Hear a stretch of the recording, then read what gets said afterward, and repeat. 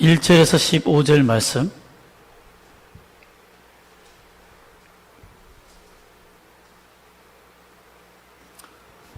자막 보여주시면 됩니다. 제가 1절부터 15절까지 말씀을 봉독해 드리겠습니다.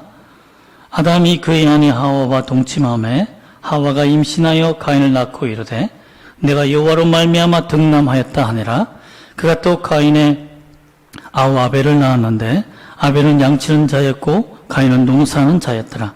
세월이 지난 후에 가인은 땅의 소산으로 제물을 삼아 여호와께 드렸고 아벨은 자기도 양의 첫 새끼와 그 기름으로 드렸더니 여호와께서 아벨과 그의 제물은 받으셨으나 가인과 그의 제물은 받지 아니하신지라. 가인이 몹시 분하여 안색이 변하니 여호와께서 가인에게 이르시되 내가 분하여 하면 어찌 됨이며 안색이 변하면 어찌 됨이냐. 내가 선을 행하면 어찌 낯을 들지 못하겠느냐. 선을 행하지 아니하면 죄가 문에 엎드려 있나니라. 죄가 너를 원하나 너는 죄를 다스릴지니라. 가인이 그의 아우 아벨에게 말하고 그들이 덜에 있을 때에 가인이 그의 아우 아벨을 쳐 죽이니라. 여호와께서 가인에게 이르시되 내 아우 아벨이 어디 있느냐. 그가 이르되 내가 알지 못하나이다. 내가 내 아우를 지키는 자니이까. 이르시되 내가 무엇을 하였느냐. 내 아우의 핏소리가 땅에서부터 내게 호소하나니라.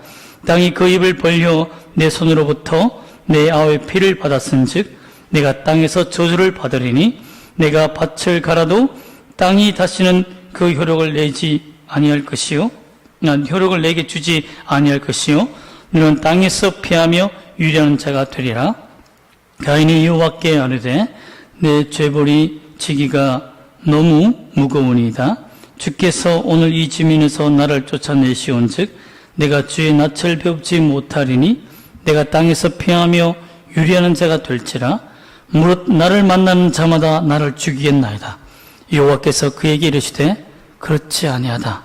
가인을 죽이는 자는 벌을 7배나 받으리라 하시고 가인에게 표를 주사 그를 만나는 모든 사람에게서 죽임을 면하게 하시니라.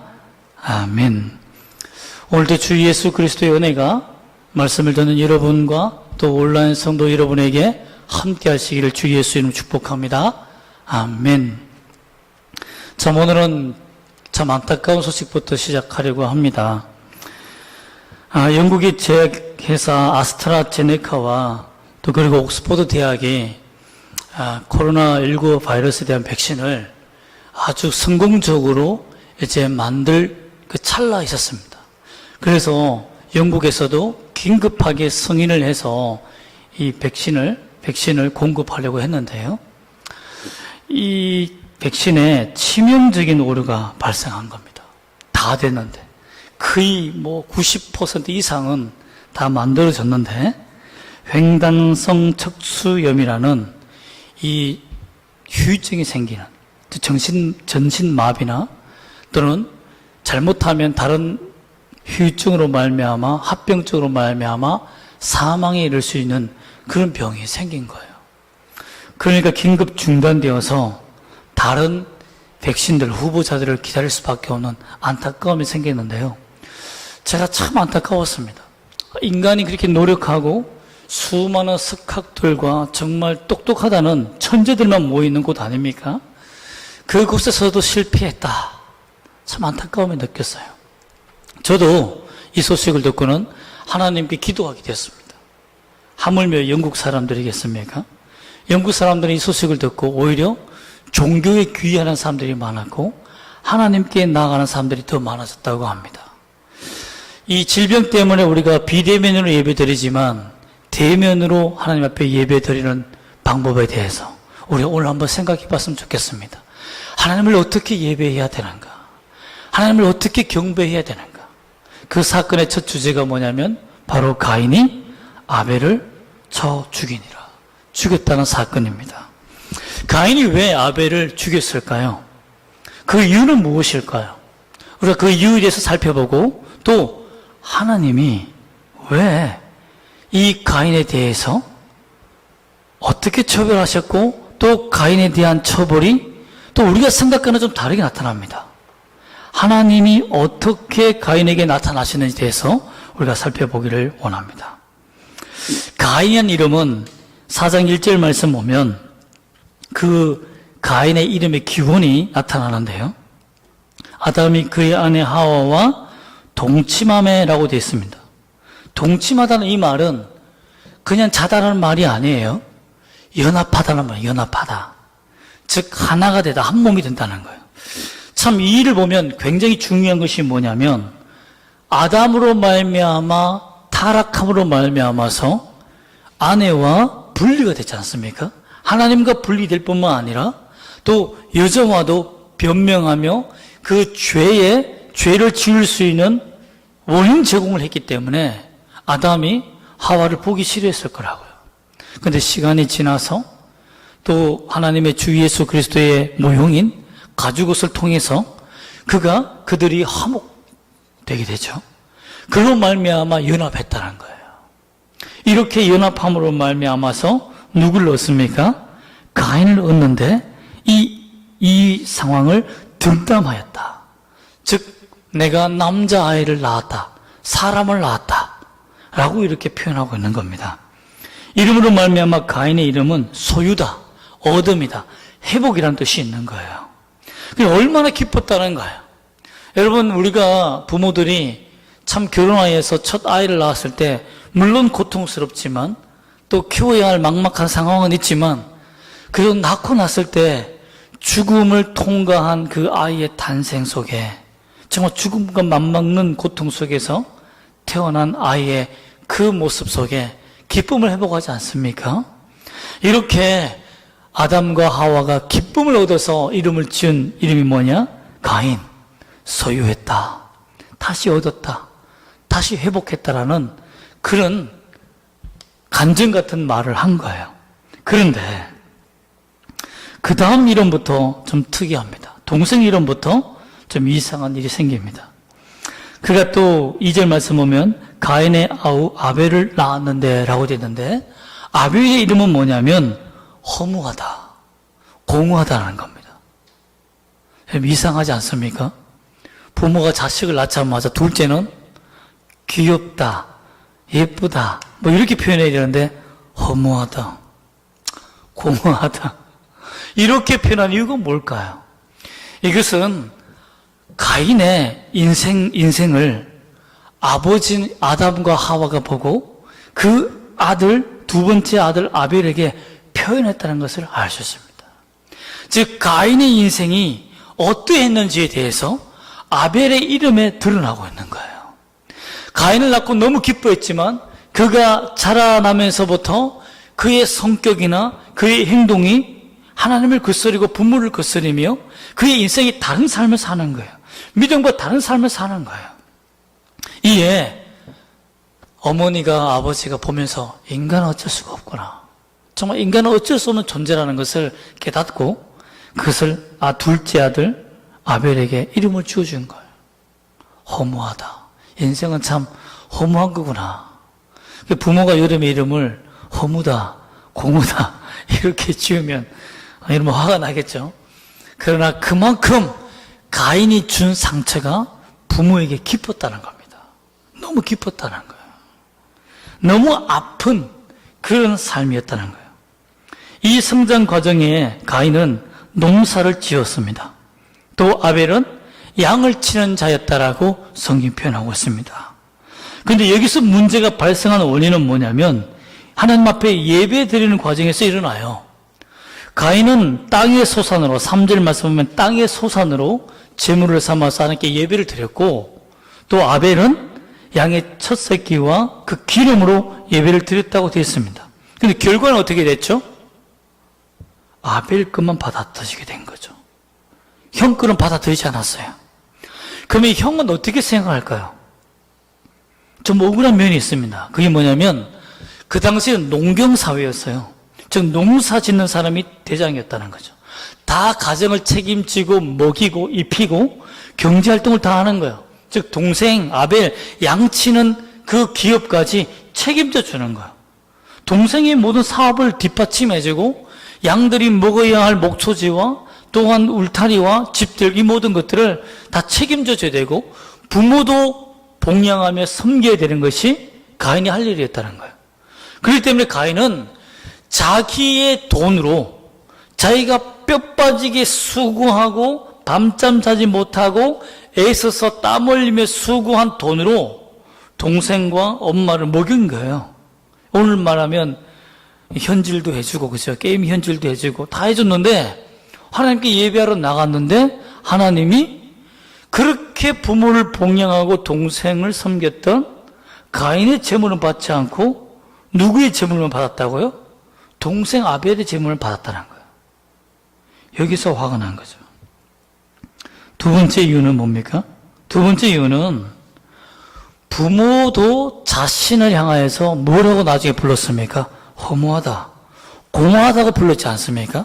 소유하다, 얻었다는 것은 이름이지만 나중에 아벨을 통해서 간접적으로 자기에게 부모가 표현한 거잖아요. 허무하다, 너의 인생을 보니까 너무 허무하다. 즉 뭡니까? 부모의 사랑도 아벨에게 다 가버린 거예요. 동생에게 다 가버린 거죠. 왜 저를 눈 똑바로 뜨고 보고 있는 거죠?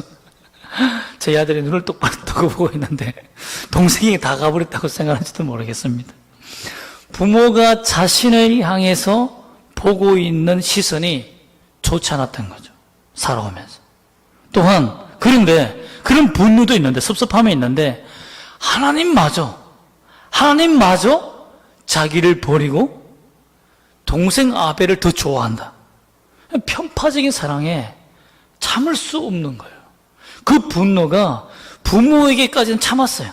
그런데 하나님까지 나를 이렇게 대해 도저히 참을 수 없어 이렇게 된 거죠. 여러분 그렇지 않겠습니까? 여러분 인생 속에서 부모도 내게 인생을 책임지지 못하는데 정말 힘있게 참 세상과 함께 정말 부딪히며 살아왔는데 뭐 아내나 가족이 지원해주고 지지해주는 것은 말도 할 수 없고 말하지 않더라도 하나님께서 나를 지지하지 않는다. 하나님께서 나를 돕지 않는다. 나보다 죄를 더 사랑해? 이러면 여러분 정말 예배할 마음, 헌금할 마음, 찬양 드릴 마음 나겠습니까? 그렇죠. 누구나 섭섭한 마음이 생길 겁니다.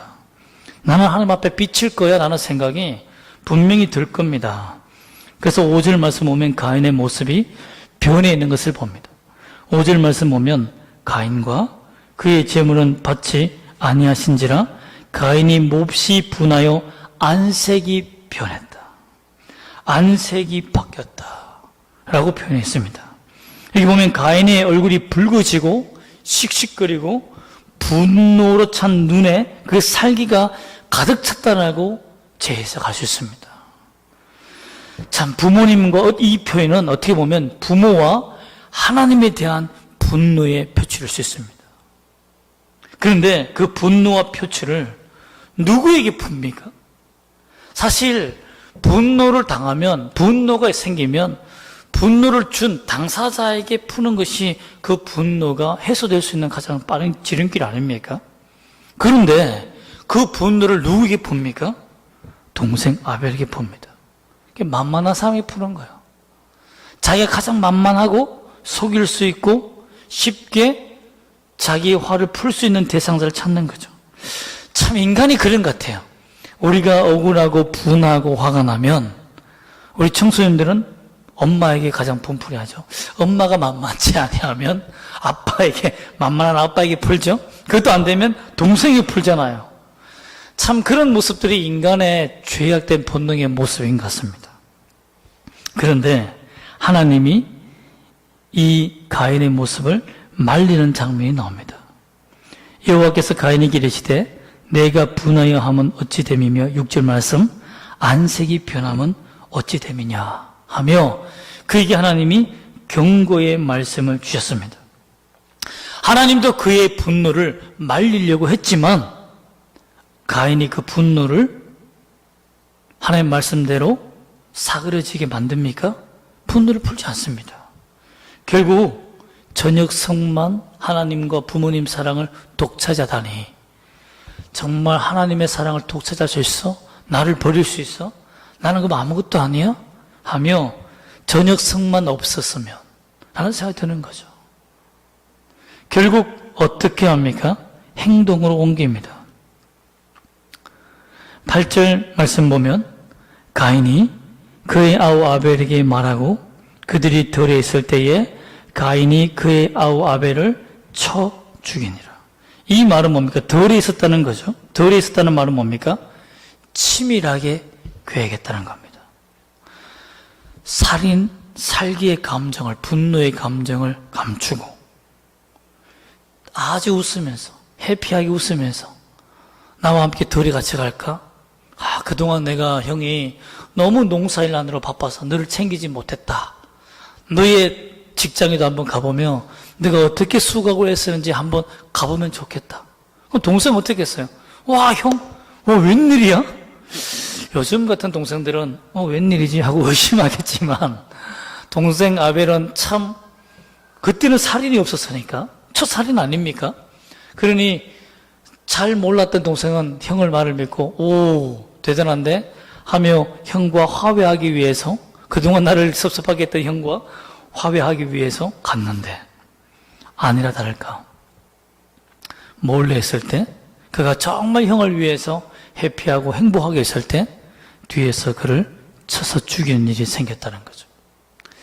이처럼 인간은 자기 죄를 범할 때 상대에게 들키 전까지는 아주 태연한 척, 나는 아무런 죄를 짓지 않은 척 이렇게 산다는 거예요. 목사의 직분도, 교사의 직분도, 어떤 뛰어난 권위자의 직분도 사람들에게 드러나지 않을 때까지는 아주 우아하고 멋있는 백조처럼 산다는 거죠.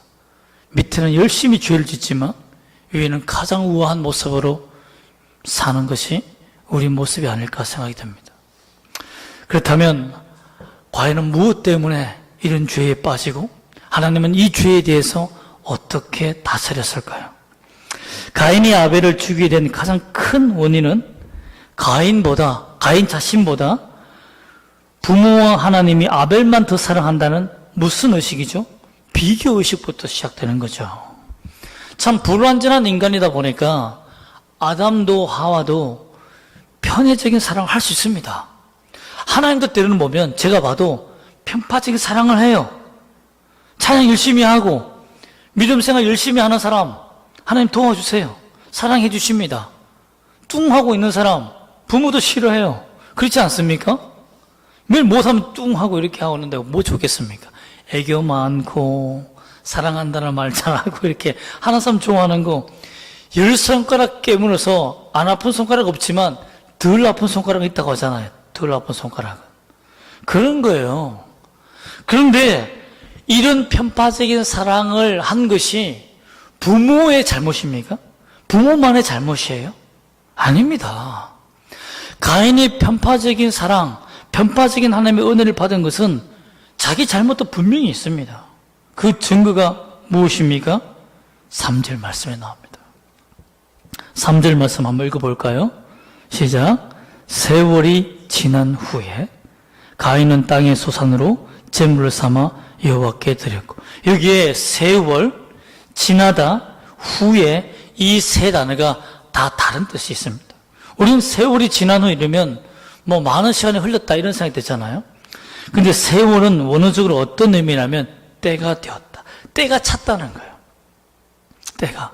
기한이 정해졌는데 그 기한이 이제는 임박하여 끝이 났다는 겁니다. 왜 우리 여러 가지 만화 그리는 사람들이나 보면 그 기한에 내야 되잖아요. 또 숙제 낼 때도 그 기한에 내야 되잖아요. 그 숙제를 내야 할 때가 됐다는 거예요. 즉 그동안은 기회를 주었다는 겁니다. 그것이 세월이란 말이에요. 세월을 아끼라 이 말도 바로 그런 의미입니다.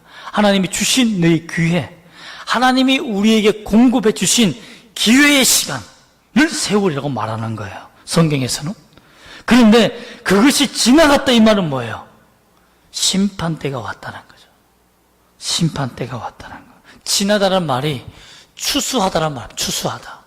즉 하나님의 기한의 때가, 너에게 준 그 인생의 기회의 때가 이제 끝이 나고 심판받아 그 열매를 거둘 때가 됐다는 겁니다.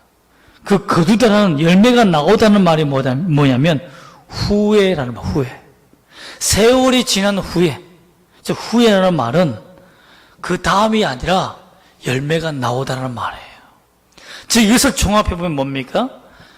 가인의 인생 전체에 하나님 앞에 진실하게 예배 드릴 수 있는 기회를 주었다는 겁니다. 한 번, 두 번 하나님 앞에 예배 드린 게 아니라는 거예요. 어떤 사람들은 잘못된 성경 해석을 해서 가인이 피제사를 드리지 않았기 때문에 하나님 앞에 버림받았다라고 하는데 그것은 제사법을 잘 몰라서 그래요. 소제는 곡물로 드립니다. 하나님 앞에 소제를 드려, 감사제도 곡물을 드려요. 그렇기 때문에 곡물의 그 제사는 성경적으로 맞는 제사 방법입니다. 그리고 오늘만 드린 게 아니에요. 세월이 지났다는 말은 그동안 수많은 곡물의 제사를 하나님 앞에 드려왔다는 증거입니다. 그렇죠? 그렇기 때문에 하나님께 예배를 계속 드려왔는데 그전에는 하나님이 봐줬다는 거예요. 엉망진창으로 예배 드린 그 모습을 봐줬다는 거예요. 그동안은 졸든지, 엉뚱한 짓 하든지, 딴 생각하든지, 죄의 삶을 살든지 간에 하나님이 그냥 묵과하고 넘어갔다는 겁니다. 그러나 더 이상은 주님께서 봐줄 수 없는 그 예배의 마지막 예배 때가 그에게 왔다는 거예요. 그때는 핑계치 못한다는 거예요. 그런데 가인은 일상적으로 땅의 소산을 가지고 그냥 그대로 드렸다는 거예요. 거기에 땅의 가장 귀한 것으로, 귀한 곡물로 구별하여 이런 표현이 들어갔다면 달라졌을 겁니다. 그런데 아벨은 뭐냐면 첫 번째 양의 새끼. 이것은 양이 첫 번째 아이를 낳으면 그 새끼의 양에게, 어린 양에게 마크를 해야 되는 거예요. 처음부터 태어나자마자 이 양은 하나님께 드릴 거야 라고 하면 그가 하나님께 예배 드릴 때까지, 클 때까지 어떻게 됩니까? 관리를 해야 되는 거예요. 철두철미하게. 양의 털을 깎아 주기도 하고 질병이 있는가 없는가 보고 또 질병이 있는 것을 하나님께 드리지 못하기 때문에 아주 세심하게 정말 눈꽃 털 새 없이 관리해야 되는 거예요. 또 하나님께 바치려면 자기는 어떻습니까? 자기 인생도 아주 경건하게 드려야 되는 거예요. 근데 가인은 그렇지 않아요. 그 땅의 소산, 익었네? 베면 되는 거예요. 그 전 과정을 귀하게 정말 하나님 앞에 드리기 위해서 나아가지 못한 거예요. 즉 하나님은 예배 드리는 전 과정을, 인생의 전 과정을 보셨다는 거예요. 그것을 받는 때가 되었을 때 아벨의 것은 받았다는 겁니다. 또 그 기름으로 드렸다는 것은 뭐냐면 히브리어에서는 가장 귀한 것이라고 됐습니다. 최고의 것으로. 즉 첫 새끼들이 있어요. 양들이, 첫 새끼들이 첫 어린 양들이 쭉 있는데 그 중에서도 첫 번째 중에서도 기름이 가장 좋은 것으로 양을 잡은 거예요. 무슨 말인지 알겠죠? 무슨 말인지 알겠죠? 그렇기 때문에 하나님은 정말 최선을 다해서 그 한순간의 정성이 아니라 그 사람 라이프 스타일 전체에 인생을 하나님 앞에 드리는 그 예배를 받으신다는 겁니다. 한순간에 정성된 헌금이 아니라 정말 자기 인생 속에서 하나님을 생각하며 살아가는 그 믿음의 전반적인 예배의 전 모습을 하나님은 원하신다는 겁니다. 우리는 여기에서 실패한 거예요. 저나 여러분 모두가 여기에서 실패하는 겁니다. 하나님을 시간의 예배만 드리면 된다. 정말 대면 예배만 드리면 됩니다. 온라인 예배를 정성껏 드리면 되지. 여기에서 실패하는 겁니다. 우리가 이 시간을 벗어나서 우리가 사람을 만나고 직장생활하고 사회생활하고 공부하는 그 모든 자세까지, 그 생각까지, 보이지 않는 곳까지 내가 하나님 앞에 예배드리는 그 시간을 위해서 어떻게 사느냐가 너무 중요하다는 거예요. 너무 중요하다는 거예요. 하나님은 눈치 빠른 사람을 싫어합니다. 우리는 눈치 빠르고 좀 이렇게 주변을 잘 살피는 사람을 좋아하잖아요. 그냥 눈치가 없어 이렇게 말하지만 눈치껏 행동하는 것보다 정직하게 그 삶을 살아가는 사람을 좋아합니다. 그 예배를 기뻐하십니다. 여러분, 저는 사람이기 때문에 속일 수 있습니다. 예배 잘 드린 척 할 수 있어요. 믿음이 좋은 척 할 수 있습니다. 그러나 하나님은 속일 수가 없다는 것입니다. 그 증거가 뭡니까? 하나님께서 두 번째로 보셨다는 겁니다. 증인이 되셨죠. 6절 말씀과 7절 말씀을 보면 여호와께서 가인에게 이르시되 내가 분하여 함은 어찌 됨이며 안색이 변하면 어찌 됨이냐. 그의 안색이 변할 때 아셨죠? 보고 계셨죠? 두 번째, 내가 선을 행하며 어찌 낯을 들지 못하겠느냐? 선을 행하지 아니하면 죄가 문에 엎드리느냐. 즉 뭡니까? 어찌 낯을 들지 못하겠느냐. 이 말은 뭡니까? 고개를 숙이고 다녔다는 거예요. 죄를 범한 다음에는 그 죄를, 그 분노와 화를 낸 것이 잘못이라는 거 알아요, 자신도. 자신이 뭘 잘못했는지 압니다. 왜 나의 예배가 하나님 앞에 연락되지 않은 것을 알았다는 거예요. 분명히 죄를 범한 다음에, 여러분도 마찬가지 아닙니까? 우리도 마찬가지 아니에요? 죄를 범한 다음에 그 죄가 죄가 아니었어 라는 사람이 있습니까? 분명히 죄를 짓는 순간에도 그것이 죄라는 걸 알아요. 그러나 죄의 그 달콤함 때문에 죄를 짓는 것이지 그 죄가 아니라고 부인하는 사람 아무도 없습니다. 그러므로 주님이 보시고 어떻게 말합니까? 죄가 문에 엎드려져 있다. 즉 죄가 문에 포복하고 있다. 너를 위해서 매복하고 있다. 너를 잡아먹기 위해서 기다리고 있다는 겁니다. 꼭 죄를 들짐승에 표현하고 있죠. 그리고 죄가 너를 원하나, 이 말은 뭐냐면 너를 덫에 빠뜨리기를 원하나, 즉 유혹하고 있다는 거예요. 유혹하기를 원하나 너는 죄를 다스리라. 이 말은 뭐냐면 다스리라는 동사로 표현된 것이 아니라 원어에서는 지배자가 되라. 지배자가 되라. 죄를 다스리는 통솔 존재가 되어라. 존재론적으로 얘기하고 있는 거예요. 우리가 어떤 이 동사와 존재는 차이가 뭐냐면요. 동사는 한 번 행동하는 거예요. 그리고 반복적으로 행동할 수 있어요. 그러나 늘 언제나 움직이지 않는 정지된 상태에서도 그런 마음, 죄에 대해서 지배하고 있는 존재, 그것이 바로 명사의 존재의 의미인 거죠. 그렇기 때문에 우리가 그 자체가 되어야 된다. 죄를 지배하는 존재 자체가 되어야 된다는 겁니다. 여러분이 이런 모습으로 사시기를 주 예수 이름으로 축복합니다. 여러분, 그러나 이렇게 했음에도 불구하고 가인은 어떻게 했습니까?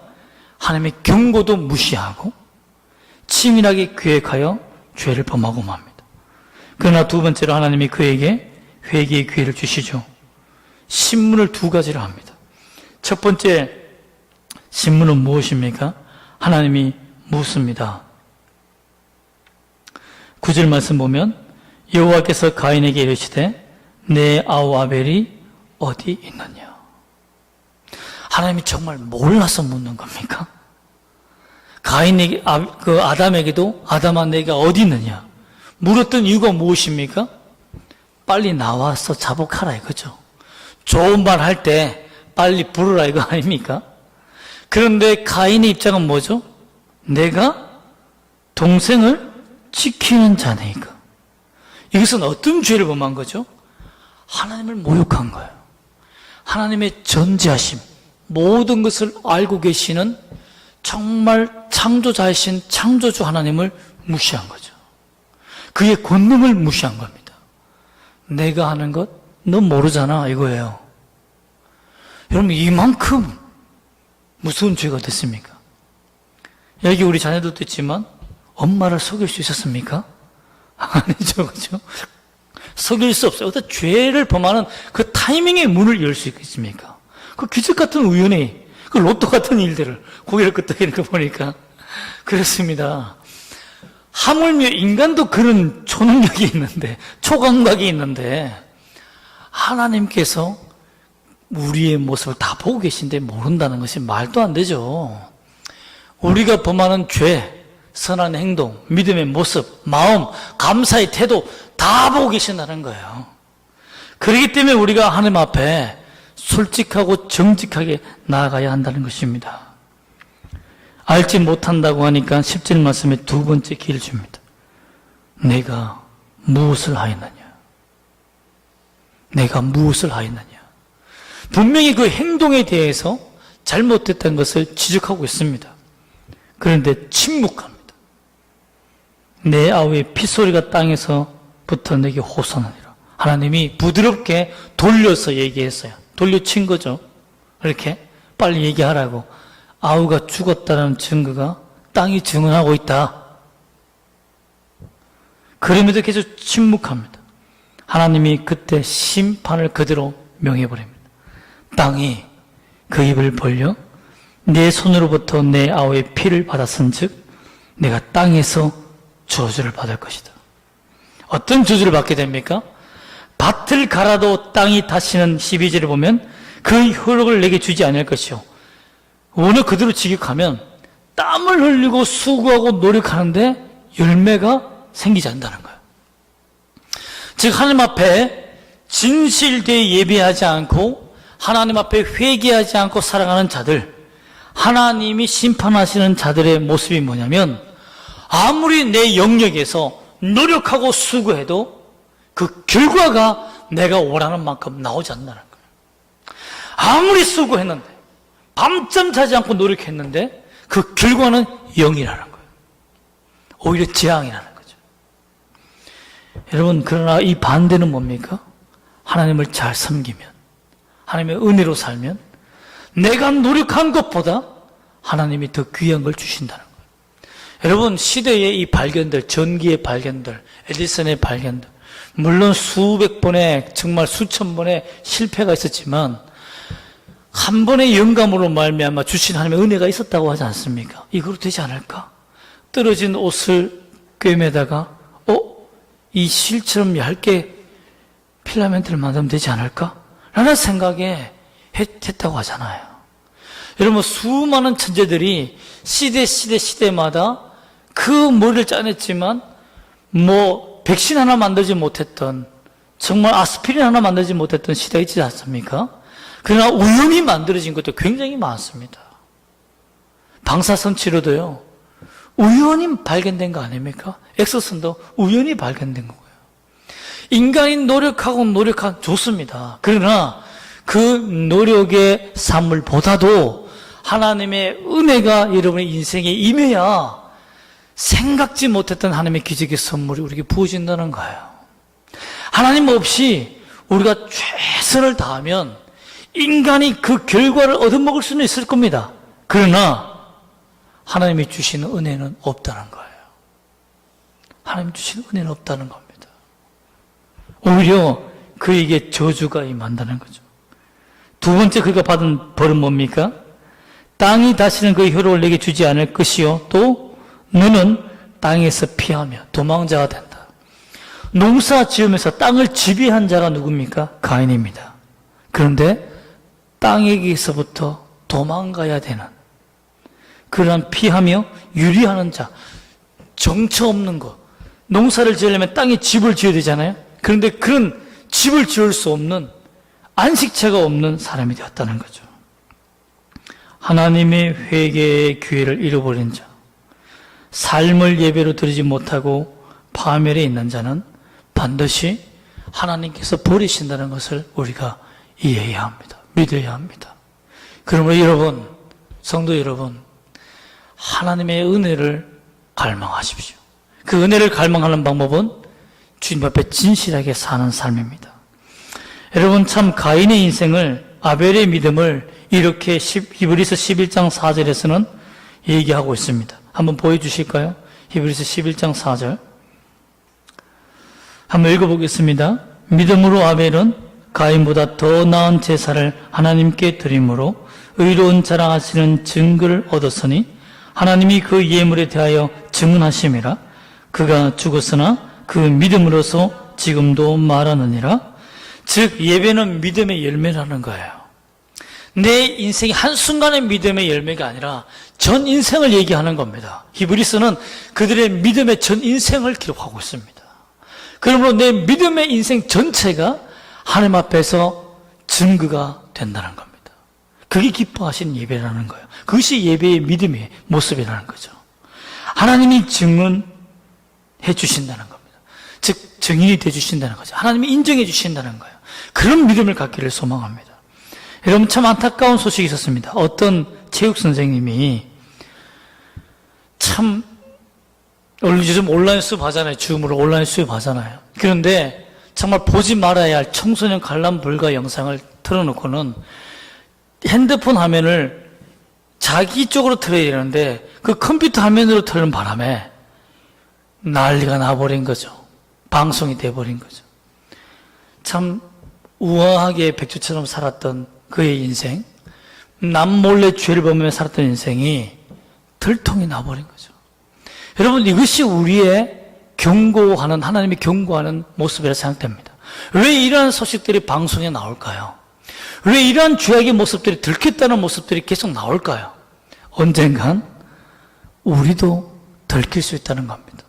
우리의 죄악도 언젠간 그 자리에서, 그 범죄하는 자리에서 떨어질 때가 있다는 거예요. 세상이 공개될 때가 있다는 겁니다. 여러분, 그러므로 하나님을 속이지 맙시다. 일상생활 속에서 믿음으로 살기를 원합니다.